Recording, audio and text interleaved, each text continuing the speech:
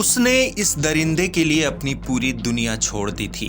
पिता की समझाई 100 बातों में से एक भी उसने कभी गांठ नहीं बांधी। आज भी पिता को इस बात का अफसोस है। मन में बार बार टीस उठती है। पिता के बदन में बहती रक्त की एक एक बूंदें शायद इस बात का पछतावा कर रही हैं कि काश उस वक्त बेटी को घर से जाने से रोक लिया होता। काश घर की दहलीज लांघने से पहले अपनी बातें समझाने में कामयाब हो गए होते। बड़ी आसान होती है मोहब्बत की राहें, लेकिन अंजाम इतना खौफनाक होगा जिसकी कीमत एक नहीं बल्कि दो दो जिंदगियां तबाह कर चुकानी पड़ेगी। ये भला किसने सोचा था। दिल्ली के आफताब ने मोहब्बत की कलम से दरिंदगी की जो कहानी लिखी, उसने देश के करोड़ों लोगों को झकझोर कर रख दिया। मोहब्बत की राह में एक रॉन्ग टर्न ने जो कयामत ढाई, उससे उबर पाने में शायद श्रद्धा के परिवार वालों को सालों लग जाएं। बदहवास पिता बार बार इस बात का अफसोस जता रहा है कि उस रोज श्रद्धा अगर पिता की बात मान ली होती तो वो आज जिंदा होती। उस रोज की गलती की कीमत श्रद्धा को अपने बदन के चीथड़ों से न चुकानी पड़ती। श्रद्धा 25 साल की हो चुकी थी। स्वभाव से जिद्दी तो थी ही, मगर अब उसे यह भी लगने लगा था कि अपने बारे में वो अच्छे बुरे फैसले लेने के काबिल बन गई है। उसने अपने जिद के चलते ही यह फैसला लिया था। जब परिवार के लाख समझाने के बावजूद भी उसने ये कहा था कि मैं 25 साल की हो गई हूं, मुझे अपने फैसले लेने का पूरा हक है, मुझे आफताब के साथ लिव इन में रहना है, मैं आज से आपकी बेटी नहीं।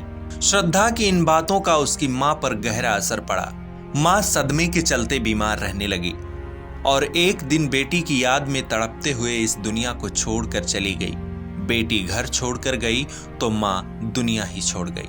अब बेटी भी इस दुनिया में नहीं है। एक पिता के लिए इससे बड़ी बदकिस्मती और क्या हो सकती है। हालांकि मां की मौत के बाद श्रद्धा पिता से कभी कभार बातचीत करती थी, जिसमें वो आफताब के साथ रिश्तों में आई कड़वाहट का जिक्र भी करती थी, मगर उसने कभी नहीं बताया कि आफताब उसके साथ मारपीट भी करता है।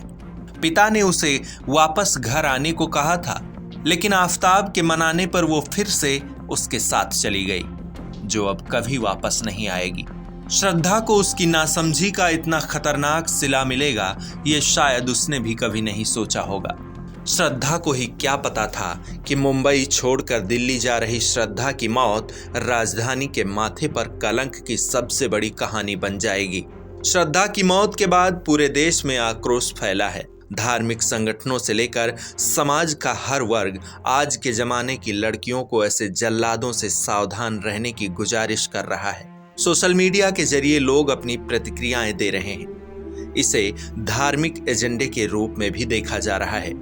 लोग देश में कदम कदम पर ऐसे आफताब के होने की बातें कर रहे हैं। ये सच है कि दुनिया में माँ बाप से बड़ा शुभचिंतक कोई और नहीं हो सकता। इसलिए माता पिता की नसीहत बच्चों की जिंदगी में बहुत मायने रखते हैं। ब्यूरो रिपोर्ट, आज की खबर। देश और दुनिया की तमाम बड़ी खबरों के लिए सब्सक्राइब करें आज की खबर और पल पल की अपडेट्स के लिए बेल आइकन को दबाना ना भूलें, क्योंकि आपकी खबरों का भरोसेमंद साथी है आज की खबर। खबर जहां, हम वहां।